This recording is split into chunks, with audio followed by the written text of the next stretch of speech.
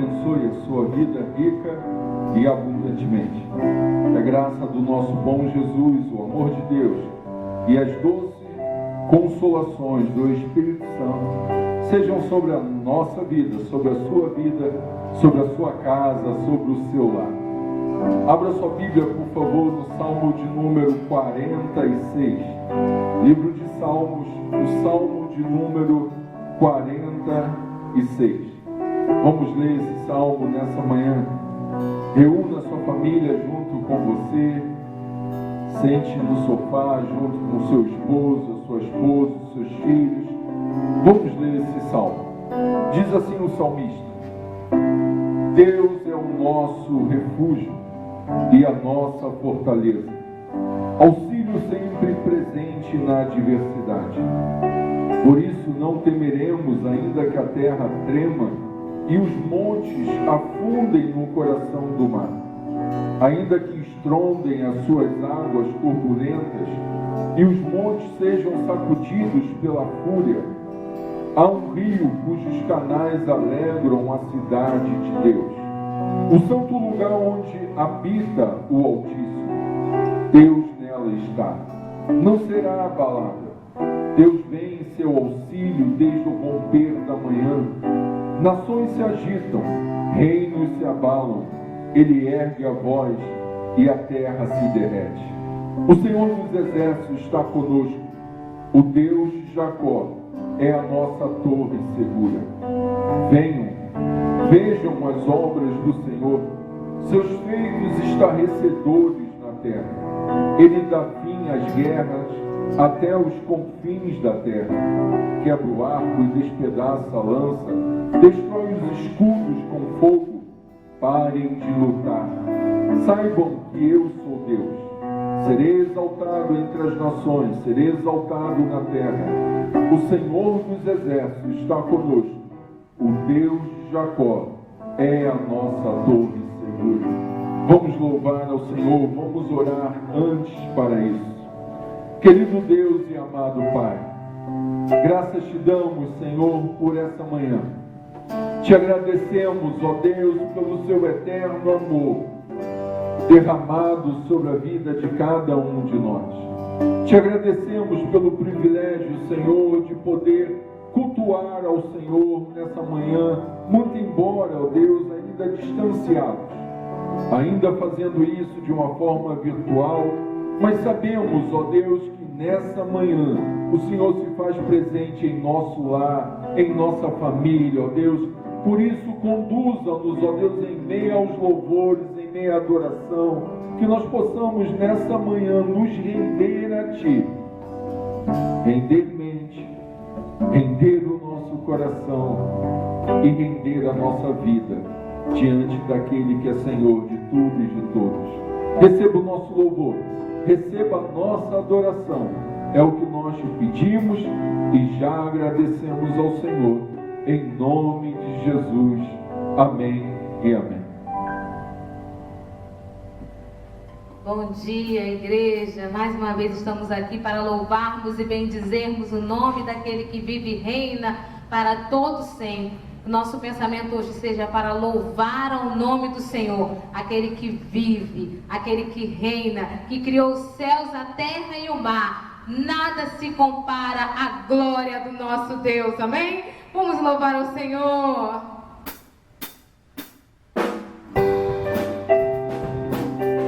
Louvar ao Senhor com as nossas palmas.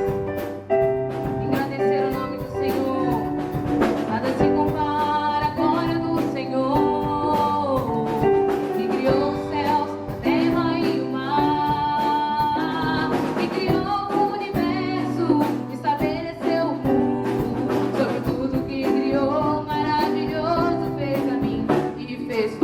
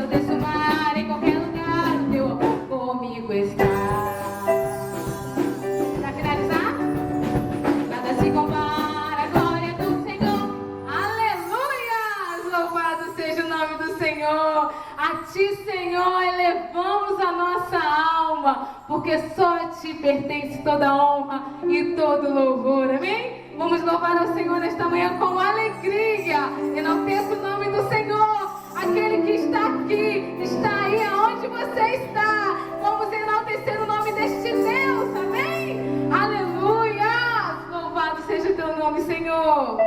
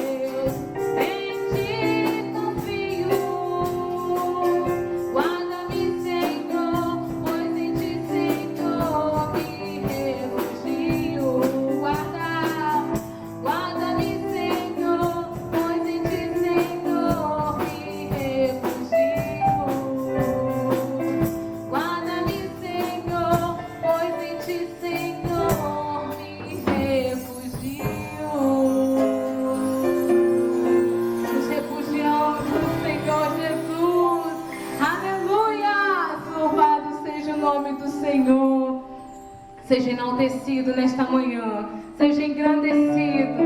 Louvamos ao Senhor com glórias e aleluias, com louvores ao nosso Deus. Seja engrandecido, Senhor, nesta manhã. Seja engrandecido, ó Deus da minha vida. Tu és o Deus da minha salvação. És a minha rocha.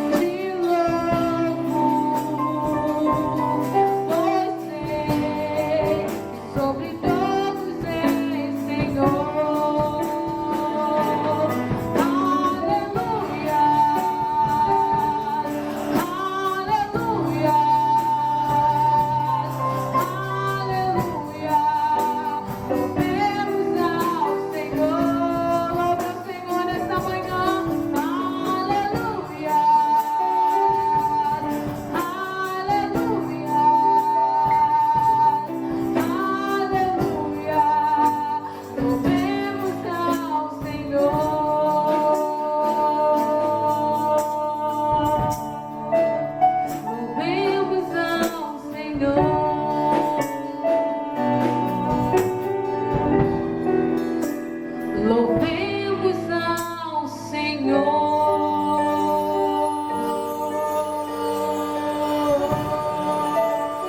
Possamos louvar ao nosso Deus nesta manhã.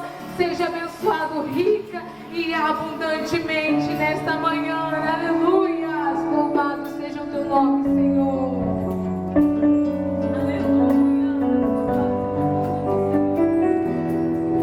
Louvado seja o nome daquele que vive e reina eternamente.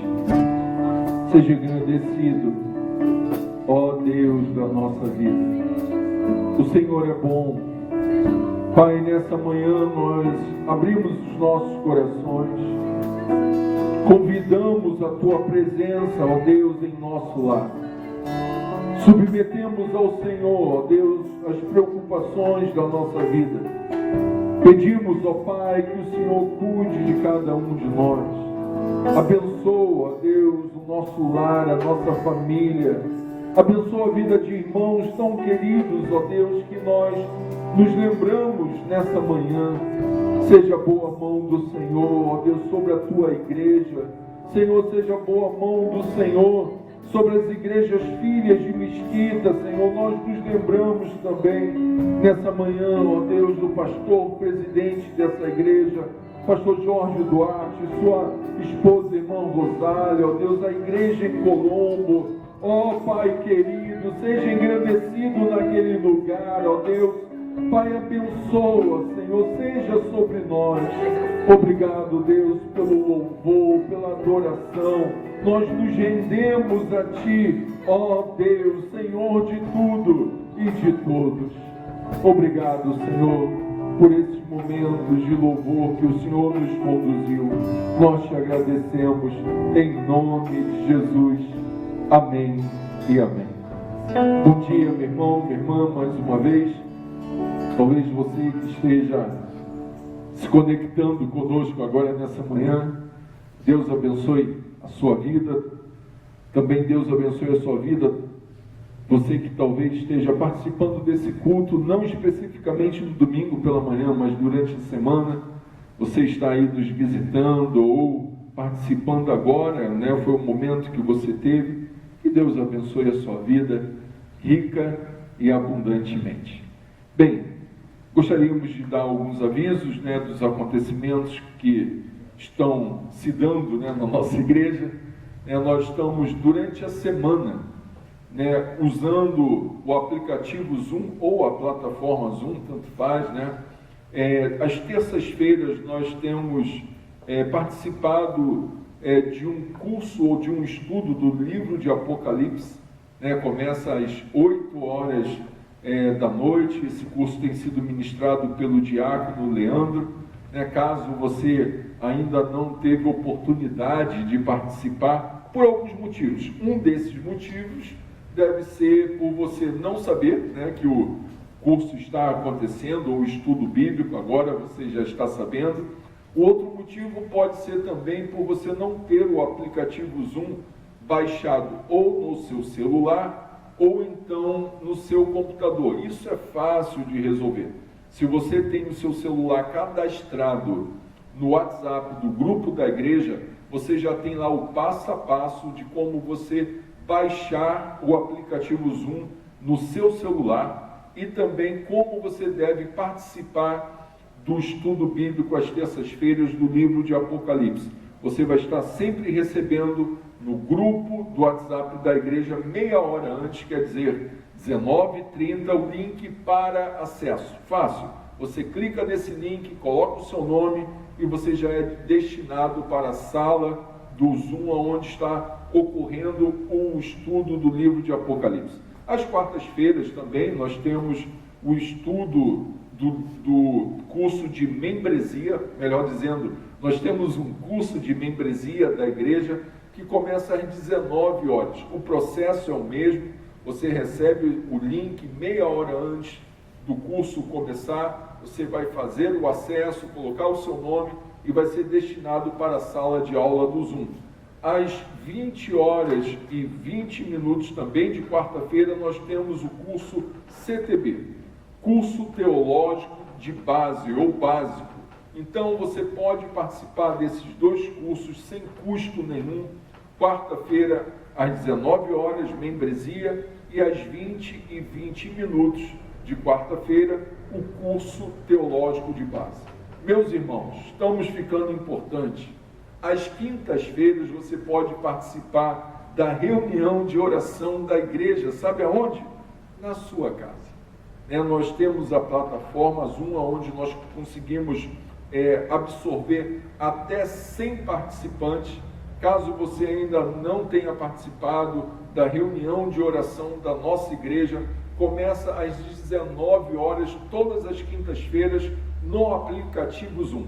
Essa reunião está sendo conduzida pelo diácono Marcelo. Às 18h30 de quinta-feira, você vai receber um link lá no grupo do WhatsApp da igreja, e você só clicar, colocar o seu nome, e você vai estar dentro da sala de reunião de oração da igreja. Estamos aí caminhando, adaptando a igreja nesse período de pandemia e pedindo a Deus para que logo, logo possamos voltar seguros, ainda com algumas restrições, mas seguros naquilo que podemos fazer nesse lugar. Mas eu gostaria de lembrar a você algo de especial que vai começar a acontecer a partir desse domingo na plataforma Zoom também.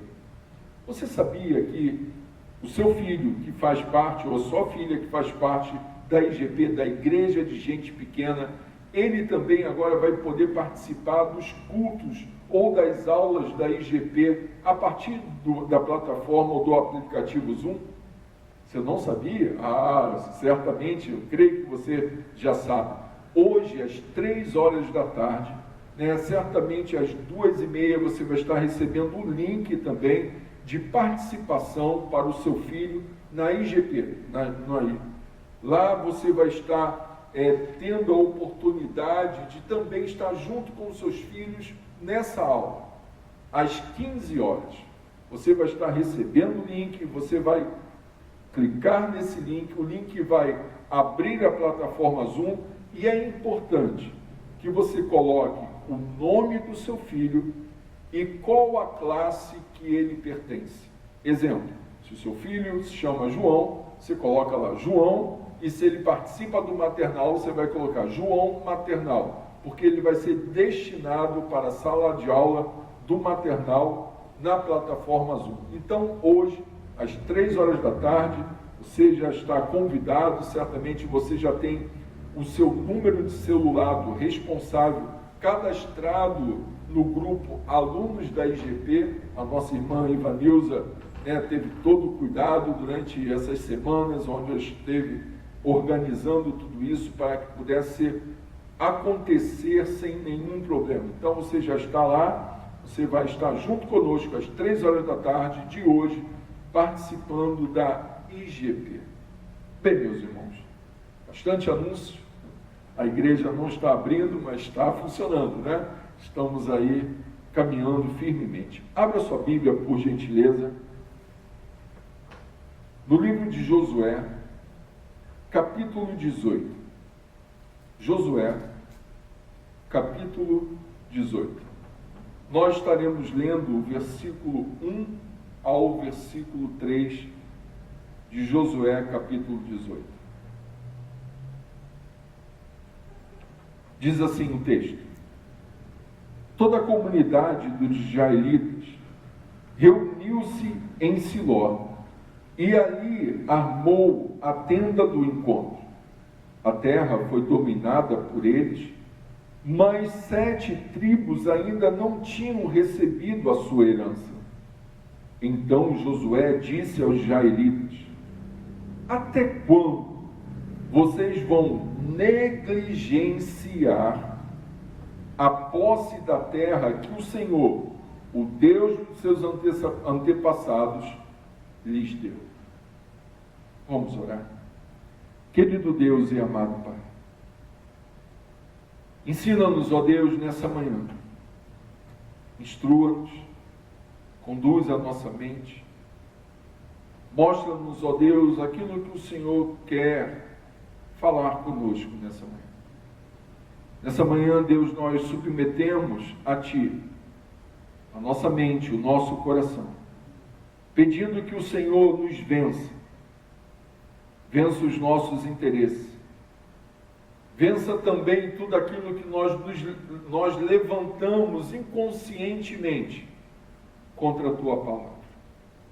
Assim nós te pedimos, nessa manhã, para a honra, para a glória e para o louvor do Teu nome.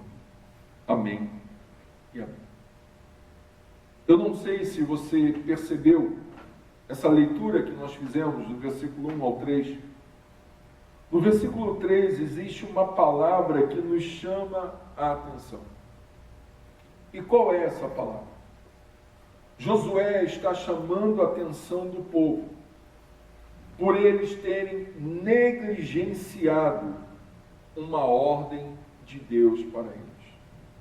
Então, nessa manhã, o que nós queremos fazer é: que negligência foi essa? O que isso representa para nós? E quais são as aplicações que nós podemos fazer sobre a nossa vida quando nós negligenciamos alguma orientação de Deus para as nossas vidas?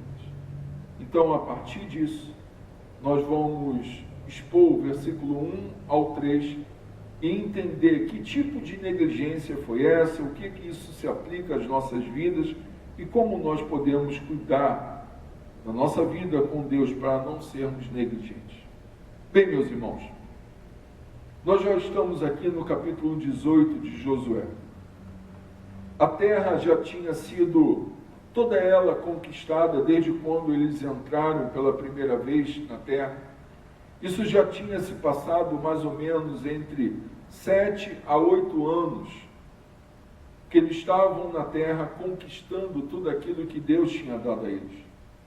Josué, nesse momento, ele reúne todo o povo em Siló, onde sempre tinha sido o lugar de reunião do povo. E nesse momento, Josué chama a atenção desse povo. E a atenção é para algo que eles estavam fazendo, negligenciando uma ordem de Deus. Toda a terra já tinha sido praticamente dominada, mas ainda havia parte da terra que deveria ser conquistada. Muito embora havia um certo domínio de Israel sobre a terra, mas nem toda ela tinha sido conquistada. E Josué está se queixando que o povo ainda não tinha feito isso. Interessante que o livro de Josué mostra como o povo de Deus entrou na terra prometida conquistando os outros povos. Isso nós poderíamos ver no capítulo 1, 2, 3, 4 e 5, se tivéssemos tempo para isso. O povo atravessa o Jordão, colocando todo o quantitativo que tinha atravessado o Jordão no centro da terra. Eles primeiramente conquistam a cidade de Jericó, depois a cidade de Ai. E isso nós poderíamos ver nos capítulos 6, 7, 8 e 9. Depois eles lutam contra alguns reis que se levantaram contra Israel, e isso está lá no capítulo 10. E depois esse mesmo povo, eles se dirigem para o norte e enfrentam uma poderosa reunião de alguns reis que se apressaram rapidamente para promover resistência contra o povo de Deus. E o povo de Deus luta contra esses reis e vence. Tudo isso, meus irmãos, está escrito lá no capítulo 11. E no capítulo 12 está a relação dos reis que o povo de Deus tinha vencido junto com Josué. Em toda essa frente, em todo esse momento de batalha, de conquista, de atravessar Jordão, de se colocar no centro de toda a terra conquistada, Deus estava com eles. Deus realizou sinais e prodígios. Deus cuida desse povo. Deus faz com que um povo que tinha se colocado em oposição contra eles fosse vencido através de pedras que Deus manda do céu.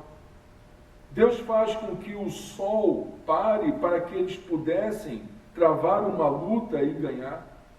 É Deus que estava conduzindo pessoalmente, não só Josué, mas todo o povo, através de uma estratégia não criada na mente de Josué, mas criada especificamente por Deus. Deus estava literalmente cumprindo o que tinha prometido ao seu povo, em dar aquela terra, em oferecer a terra prometida para eles, para que eles pudessem dominar e conquistar. Durante 8 anos, esse povo está dentro dessa terra, lutando, conquistando, subjugando, dominando a terra que tinha sido prometida. Durante esse período, eles destroem poderes de outros povos, como está lá no capítulo 10, se você puder ir junto comigo, capítulo 10, versículos 40 ao 43, diz assim o texto, capítulo 10 de Josué, versículos 40 ao 43. Assim Josué conquistou a região toda, incluindo a Serra Central, o Neguebe, a Cefelá e as vertentes, e derrotou todos os seus reis, sem deixar sobrevivente algum. Exterminou tudo o que respirava, conforme o Senhor, o Deus de Israel, tinha ordenado. Josué o derrotou e conquistou suas terras numa única campanha, pois o Senhor, o Deus de Israel, lutou por Israel. Então Josué retornou com todo Israel ao acampamento em Gilgal. Nesse momento, o povo de fato estava cumprindo aquilo que Deus tinha pedido a eles. Eles tinham subjugado a terra, conquistado lugares, tinham vencido reis que tinham se colocado em oposição a eles. As estratégias estavam sendo bem colocadas porque vinha de Deus e Josué dava continuidade àquilo que Deus estava falando com ele. O livro de Josué afirma que Deus tinha cumprido tudo o que tinha a prometer a eles. Capítulo 21, os versículos 43 e 45, fala sobre isso. Se você puder ir junto comigo aí na sua casa, diz assim os versículos 43 ao 45. Assim o Senhor deu aos israelitas toda a terra que tinha prometido sob juramento aos seus antepassados. E eles tomaram posse dela e se estabeleceram ali. O Senhor lhes concedeu descanso de todos os lados, como tinha jurado aos seus antepassados. Nenhum dos seus inimigos pôde resistir-lhes, pois o Senhor entregou todos eles em suas mãos. De todas as boas promessas do Senhor, a nação de Israel, nenhuma delas falhou, todas se cumpriram. Tudo aquilo que Deus tinha prometido a Josué, quando ele começa o seu movimento de entrada na terra, tudo aquilo que Deus já tinha prometido a Abraão desde anteriormente, Deus tinha cumprido tudo. Nos versículos 14 ao versículo 21 do capítulo 21, nós podemos ver Deus repartindo a terra para o seu povo, Deus cumprindo toda a sua promessa. Deus tinha cumprido, de fato, tudo aquilo que Ele tinha prometido a esse povo. Mas só que nós chegamos agora no capítulo 18, Josué está afirmando que Israel está sendo negligente em relação à posse da terra.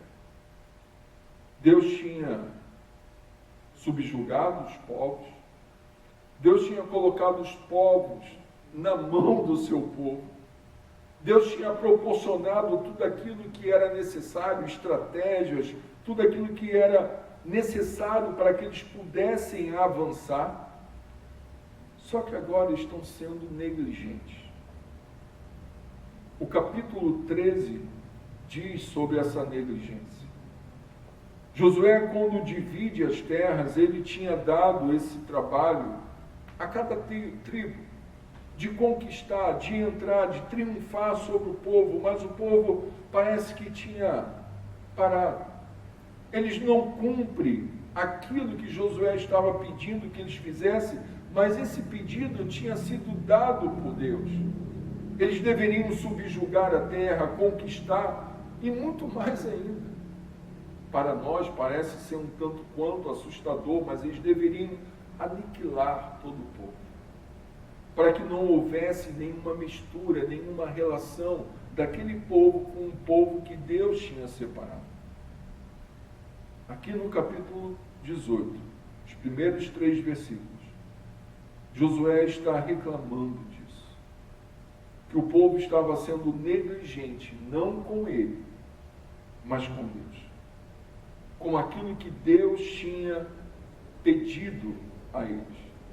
No capítulo 15, no versículo 63, o texto diz assim: os descendentes de Judá não conseguiram expulsar os jebuseus que viviam em Jerusalém. Até hoje, os jebuseus vivem ali como o povo de Judá. O até hoje aqui não é até o dia de hoje, mas até o dia que foi escrito isso. O próprio Josué está relatando isso, que Judá deveria ter expulsado todos os jebuseus, eles não fazem isso, e por isso eles criam uma certa aliança com o povo de Deus e continuam vivendo ali. No capítulo 16, versículo 10, também existe um outro relato. Os cananeus de Gezer não foram expulsos e até hoje vivem no meio do povo de Efraim, mas são sujeitos a trabalhos forçados. Mais um povo de Deus, mais uma tribo que deveria ter expelido aquele povo, ou dominado, ou aniquilado aquele povo, e eles não fazem isso, eles negligenciam a ordem de Deus. Capítulo 17, versículos 12 e 13, mais uma tribo também que não faz o que deveria ter sido feito. Diz assim os versículos 12 e 13. Mas os manassitas não conseguiram expulsar, quer dizer, os descendentes de Manassés, né? Eles não conseguiram expulsar os habitantes dessas cidades, pois os cananeus estavam decididos a viver naquela região. Entretanto, quando os israelitas se fortaleceram, submeteram os cananeus a trabalho forçados, mas não os expulsaram totalmente. O povo estava negligenciando a ordem de Deus. A ordem não era encontrar algo que pudesse conciliar a convivência entre o povo de Deus e o povo que estava lá. Não. A ordem era aniquilar, acabar com aquele povo, não ter convívio. Em vez de destruí-los, eles fazem aliança com eles. Talvez a causa de não fazerem o que deveriam fazer, talvez fosse o cansaço, talvez o povo pensando, bem, mas nós já estávamos 8 anos, ou já estamos 8 anos nessa batalha, nessa guerra, lutando aqui, agora que nós temos a terra, ainda temos que lutar mais ainda com o povo que está na nossa terra? Não, peraí. Talvez seja melhor a gente encontrar alguma coisa que possa criar uma certa conciliação. Vamos fazer o seguinte, vamos fazer com que eles trabalhem para a gente de uma forma esforçada, como se fossem escravos, e a gente deixa eles ali, não vai fazer mal nenhum, mas a ordem, meus irmãos, não era essa. O problema é que a desobediência iria trazer problemas futuros para a nação de Israel. E aonde é que nós vemos esses problemas? No próximo livro, depois de Josué, que é o livro de Juízes. O livro de Juízes diz que os cananeus se fortaleceram novamente e eles agora escravizam Israel. o povo de Israel começam a se casar com as mulheres cananeias e começam a adorar outros deuses que não é o único Deus do povo de Israel. Olha como é que cria esse problema quando nós negligenciamos aquilo que Deus nos pede. Você já parou para pensar nisso? Às vezes a gente tenta articular uma coisinha de nada, mas espera aí, eu sei que não é bem assim, mas é só uma coisinha aqui, eu acho que isso não vai comprometer muito, mas o grande problema é que uma coisinha gera um coisão. Alguém já disse que a única coisa que nasce grande é monstro. Todo problema começa pequenininho. E o problema aqui da nação de Israel era esse. Era negligenciar a ordem de Deus.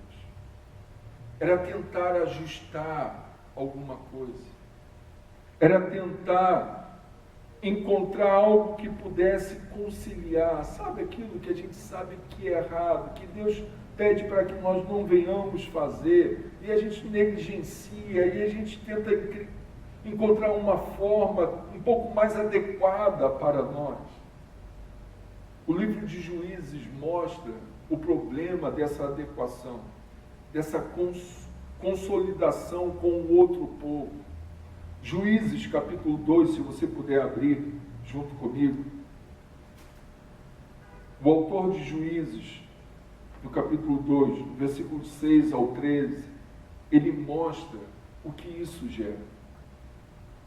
O versículo 6 diz assim: depois que Josué despediu os israelitas, eles saíram para ocupar a terra, cada um a sua herança. O povo prestou culto ao Senhor durante toda a vida de quem? De Josué. E dos líderes que sobreviveram a Josué e que tinham visto todos os grandes feitos do Senhor em favor de Israel. Josué, filho de Num, servo do Senhor, morreu com a idade de 110 anos. Foi sepultado na terra de sua herança, em Tenate-Heres, nos montes de Efraim, ao norte do monte Gaás. Depois que toda aquela geração foi reunida aos seus antepassados, surgiu uma nova geração que não conhecia o Senhor e o que ele havia feito por Israel. Então os israelitas fizeram o que o Senhor, o que? Reprova, e prestaram culto aos Balaíns. Abandonaram o Senhor, o Deus dos seus antepassados, que o havia tirado do Egito, e seguiram e adoraram vários deuses dos povos ao seu redor, provocando, sabe o que, meus irmãos? A ira do Senhor. Abandonaram o Senhor e prestaram culto a Baal e a Astarote. Essa foi a consequência deles terem negligenciado a ordem de Deus para eles. Eles não deveriam encontrar formas de conciliação, eles não deveriam ter aquele povo no meio deles. A consequência de ter o povo no meio deles é o coração de cada um se envolver com eles. Meus irmãos, os pecados trazem consequências mais adiante. Quase sempre, pessoas colhem fruto, não no momento, mas mais à frente. O povo deixou Deus e começou a adorar outros deuses. O povo abriu mão da proteção de Deus.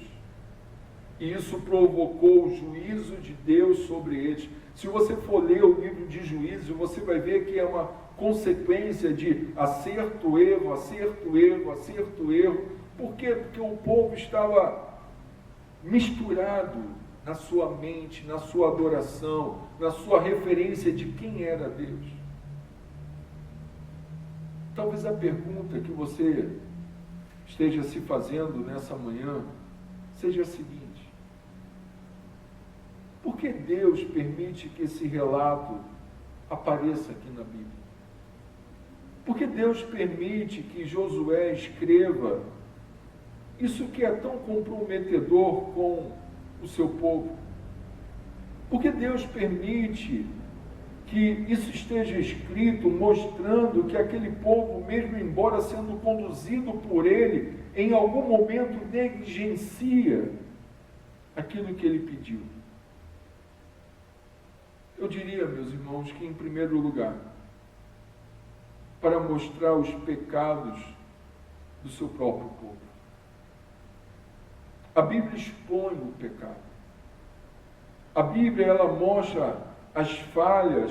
A Bíblia não é um livro romântico onde só apresenta o lado positivo do seu povo. A Bíblia, ela aponta uma natureza que tanto eu e você temos, que ela é caída por causa do pecado, e que se nós não estivermos prestando atenção, nós podemos facilmente negligenciar aquilo que sabemos que é certo.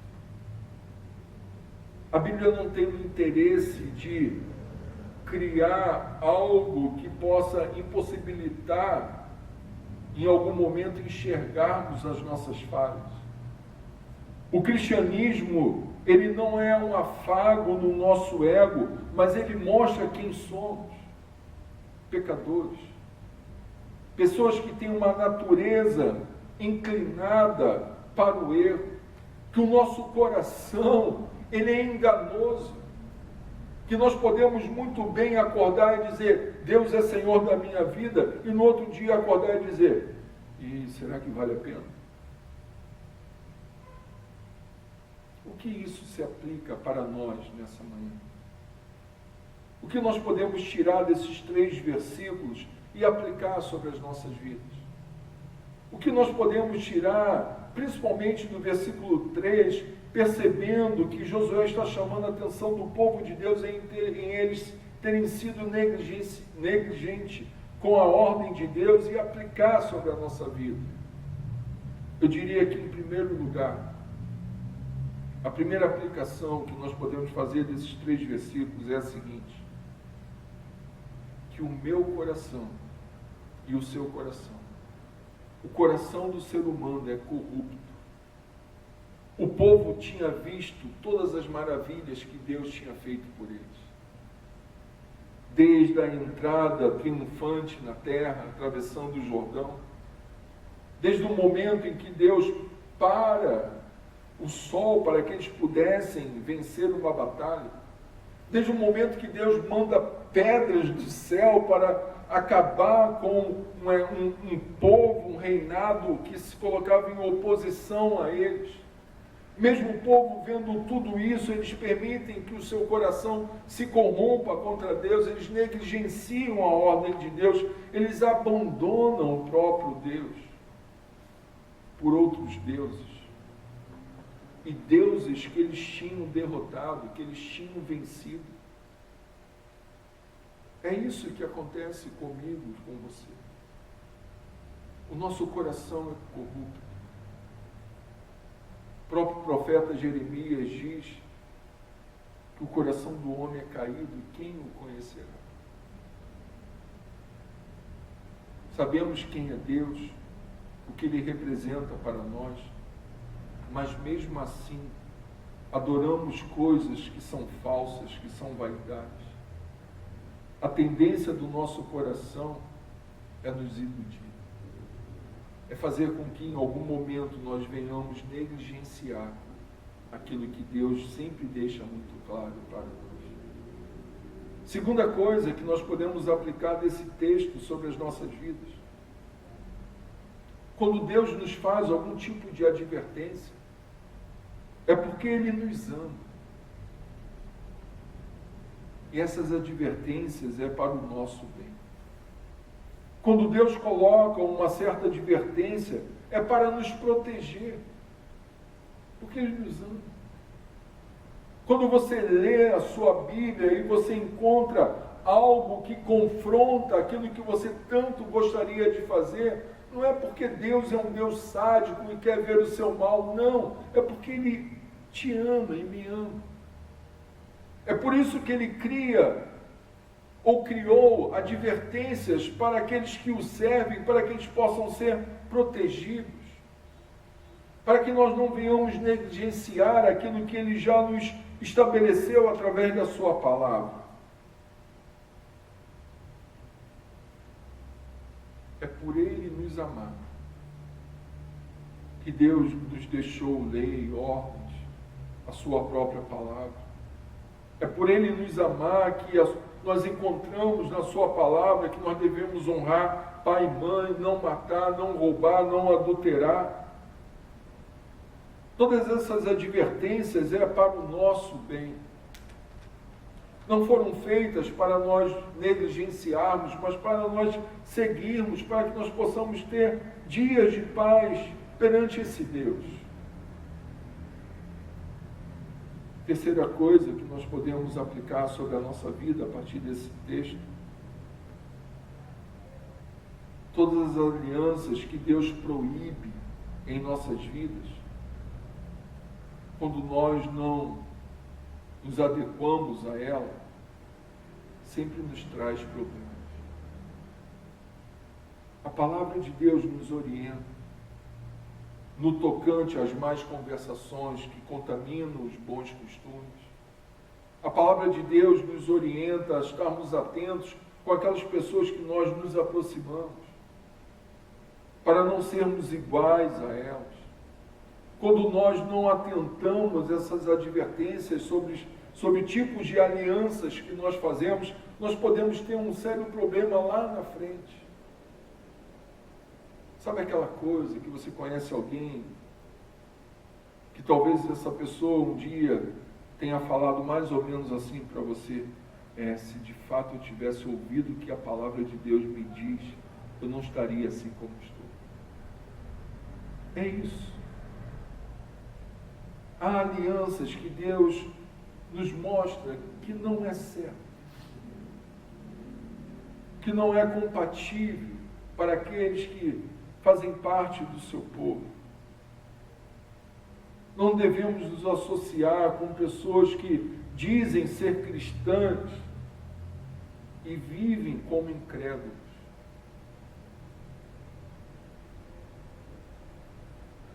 Paulo, escrevendo aos Coríntios, lá no capítulo 15, muito embora o contexto seja outro, mas ele diz que as más conversações corrompem os bons costumes. Devemos ter cuidado, meus irmãos, com quem nós nos associamos. Devemos ter cuidado com quem nós nos tornamos amigos, com que tipo de amizade nós fazemos. Não podemos negligenciar a ordem de Deus sobre as nossas vidas, porque as consequências são futuras.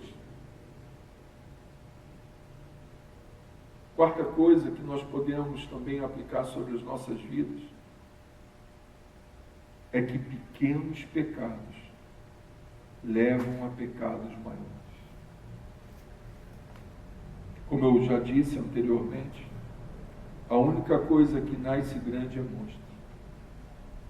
As coisas começam de forma pequenas e vão crescendo, crescendo, crescendo. Há uma tendência do ser humano a estar atento só às grandes coisas. Nós esquecemos as pequenas que vão sutilmente tomando o terreno, se colocando no lugar. Sutilmente o povo estava criando aliança com aqueles povos que Deus disse que não deveria. Sutilmente eles estavam dizendo: não, mas eles estão nos servindo, eles estão trabalhando como escravos. Mas sutilmente tudo aquilo estava tomando a mente e o coração do povo, ao ponto do livro de Juízes denunciar isso. Eles estavam agora adorando a outros deuses, se submetendo a outros reis que eles tinham vencido no passado. E sabe o que mais nos assusta no capítulo 2 de Juízes? É perceber que esse povo agora, uma outra geração, tinha esquecido de quem era Deus. Tudo isso começou, meus irmãos, com uma pequena negligência. Eu não sei quanto a você, mas isso me assusta. Porque às vezes nós podemos negligenciar a criação dos nossos filhos, o ensino a eles. E isso pode gerar uma consequência terrível lá na frente. Última aplicação que nós podemos fazer sobre a nossa vida desse texto. Não devemos, de maneira nenhuma, negligenciar a vontade de Deus. Pois quanto mais demoramos, mais difícil vai se tornar de resolver o problema. Se nós formos ver o livro de Juízes,